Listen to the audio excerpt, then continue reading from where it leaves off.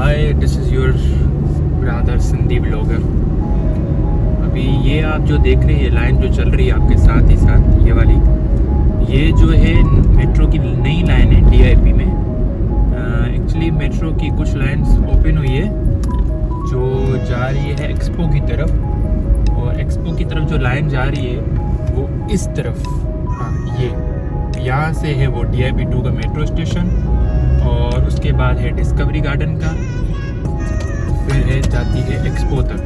मतलब 4 से 5 कुछ मेट्रो स्टेशन हैं, वो अभी नए ओपन हुए हैं। यही है, और मेट्रो जो स्टेशन ओपन हुए हैं उसी एरिया में हुए हैं जहाँ पे तकरीबन जो रहने के लिए जो अपार्टमेंट्स मिलते हैं वो बहुत ही मतलब सस्ते भी नहीं कहा जा सकते, मतलब इतने महंगे भी नहीं है। अभी हम खड़े हैं सिग्नल पे। अच्छा, यहाँ पे सिग्नल की जो मेन बात बताऊँ, यहाँ पे जितने भी सिग्नल्स होते हैं वहाँ पे कार रोकना, एक तो देखो सिग्नल होते ही इसलिए हैं कि कोई सामने से आ रहा है तो उनको सिग्नल दिया जाए, भाई आप जाओ, आप रुको, मतलब मैनेज कर, रोड को मैनेज, जैसे ट्रैफिक पैदा ना हो, एक्सीडेंट ना हो, उसकी वजह से ही होते हैं सिग्नल। एक पॉइंट्स क्या होते हैं वो मैं आपको बताऊं। टोटल लाइसेंस पे 24 ब्लैक पॉइंट्स होते हैं एक ही लाइसेंस पे। सिग्नल तोड़ने के जो पॉइंट्स होते हैं वो 6 थे पहले, अभी इन्होंने 12 कर दिए हैं। अगर मैंने सिग्नल तोड़ा तो मेरे को 12 ब्लैक पॉइंट्स मिलेंगे, 1000 दिरहम का फाइन मिलेगा।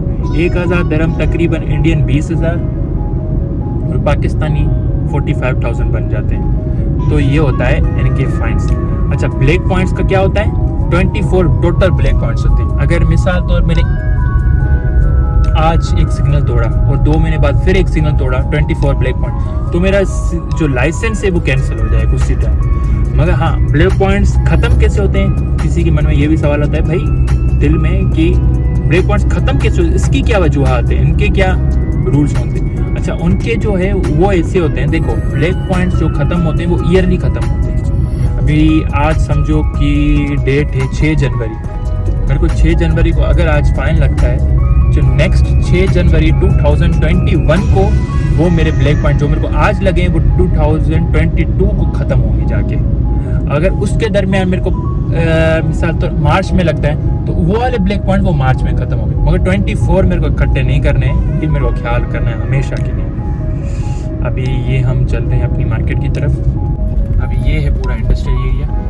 इंडस्ट्री एरिया जो मैंने आपको उस दिन, मेरे ख्याल से मेरी एक वीडियो है उसके अंदर बताया, मैं यहाँ पे रोड ज़्यादा कंस्ट्रक्शन नहीं होते। नहीं, उस दिन हम गए थे, जो मेरा ब्लॉग था कैसी थी सलमान भाई की फैक्ट्री, वो गए थे मजमान में। मैंने आपको उस दिन भी बताया कि यहाँ के जो रोड होते हैं ज़्यादा कंस्ट्रक्शन नहीं होते, क्योंकि यहाँ पे ज़्यादातर बड़ी गाड़ी आप देख रहे हैं वो भी यहाँ पे पार्क हुई होती हैं, तो इसी वजह से यहाँ पे जल्दी बड़ी गाड़ी ज़्यादा आते हैं तो ऐसे रोड की मार हो जाती है।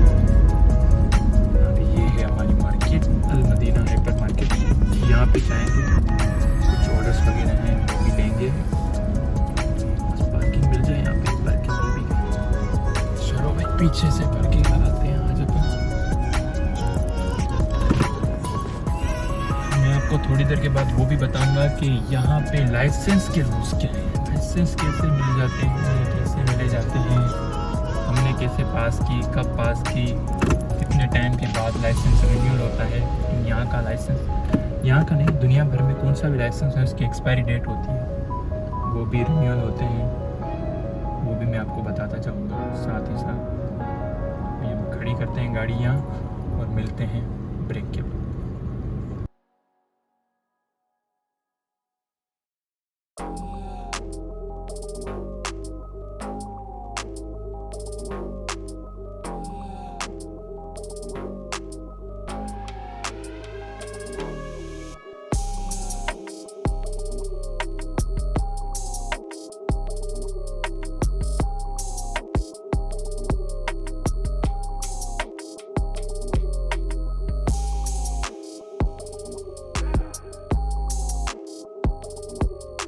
मैं आपको बता रहा था लाइसेंस।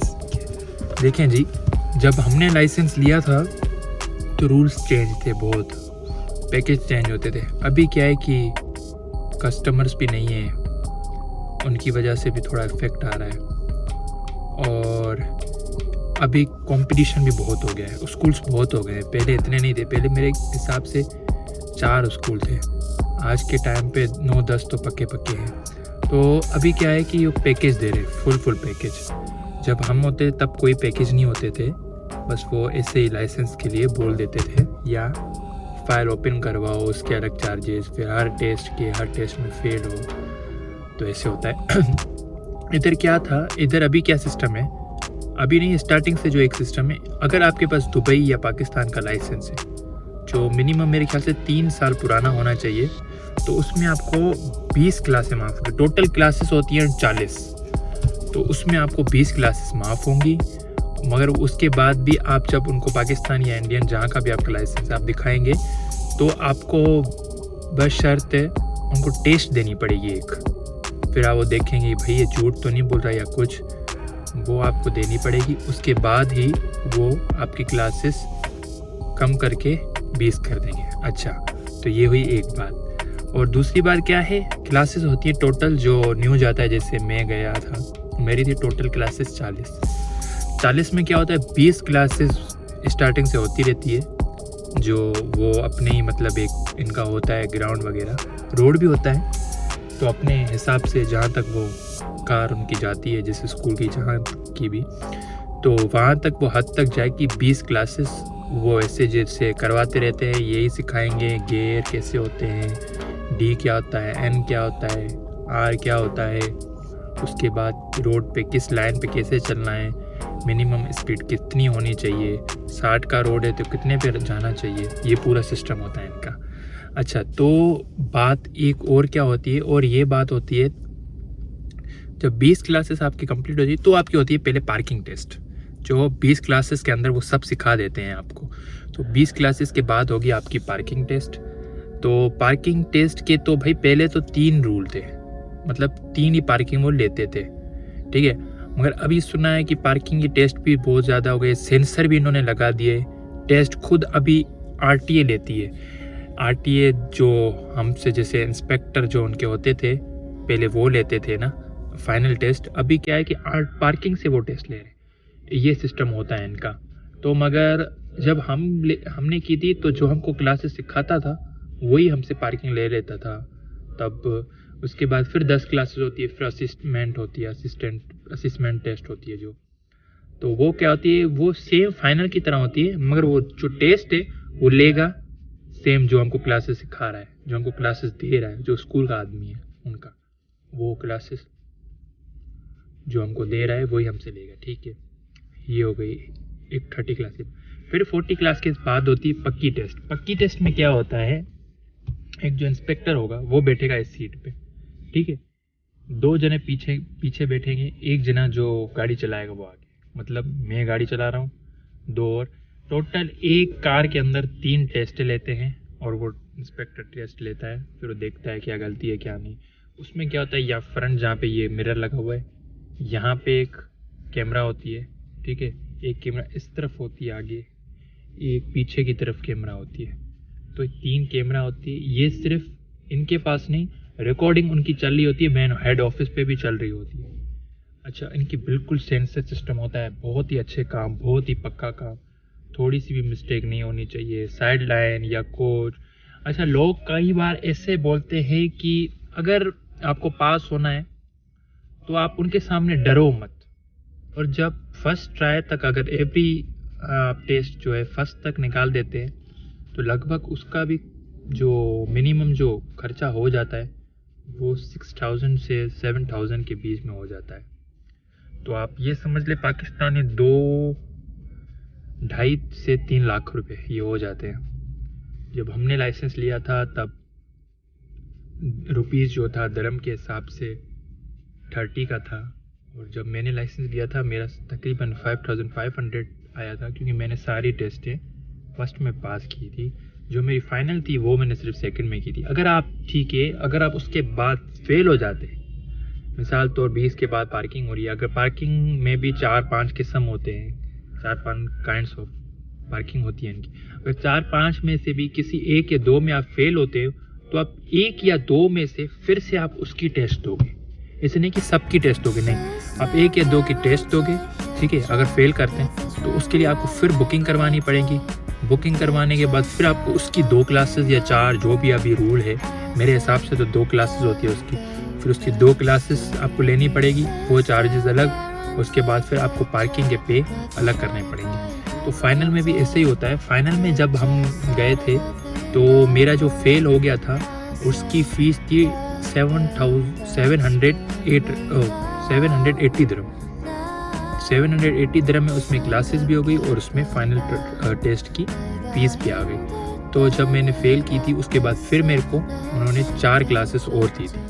4 क्लासेस देने के बाद फिर मैं तैयार होके फिर मैं गया था, तब मुझे पास हुआ था। हाँ, तो जब मुझे लाइसेंस मिला था 2015 में या 2016 तक जो भी लाइसेंस इशू किए इन्होंने, उन सब की एक्सपायरी 10 साल है। मगर मेरा कुछ अलग ही हिसाब हुआ। मैंने जब लाइसेंस लिया 2015 में तो उस लाइसेंस की जो उस टाइम रूल तो सेम था, 10 साल की एक्सपायरी, मगर मुझे जो मिला था वो 1 साल की एक्सपायरी। अब वो क्यों? वो इसलिए जब मुझे लाइसेंस मिला था मेरी एज 20 भी कंप्लीट नहीं हुई थी, ठीक नहीं, 20 कंप्लीट हो गई, 21 कंप्लीट नहीं हुई थी। इनका रूल है 21 तक जो भी लाइसेंस ये इशू करते हैं वो 1-1 साल के होते हैं। तो उसके नेक्स्ट ईयर 2016 में जब मैंने अपना लाइसेंस रिन्यू करवाया, वो लाइसेंस मुझे 10 साल का मिला था। अगर मैं देखा जाए तो मैंने अच्छा भी किया, क्योंकि कई बार क्या होते हैं ना कोई लोग लाइसेंस रिन्यू नहीं करवाते। वो कहते लाइसेंस मिल चुका है, अब रिन्यू करवाया नहीं कराया क्या फ़ायदा ही क्या है, लाइसेंस तो है ना हमारे पास।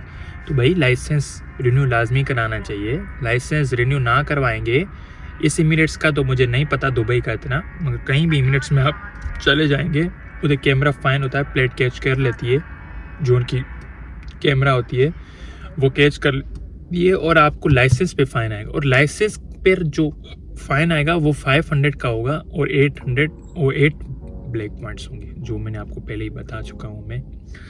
तो ये होते हैं इनके रूल। और फिर जब मैंने 2016 में अपना लाइसेंस फिर से निकलवाया, मतलब रिन्यू करवाया, तो मुझे 10 साल का एक्सपायरी मिली। मगर 2017 से इनके रूल चेंज हो गए। अभी जो भी लाइसेंस मिलते हैं इनको वो 2-2 साल की एक्सपायरी होती है। हर 2 साल के बाद अपना लाइसेंस आपको रिन्यू करवाना है। तो ये है पूरा प्रोसीजर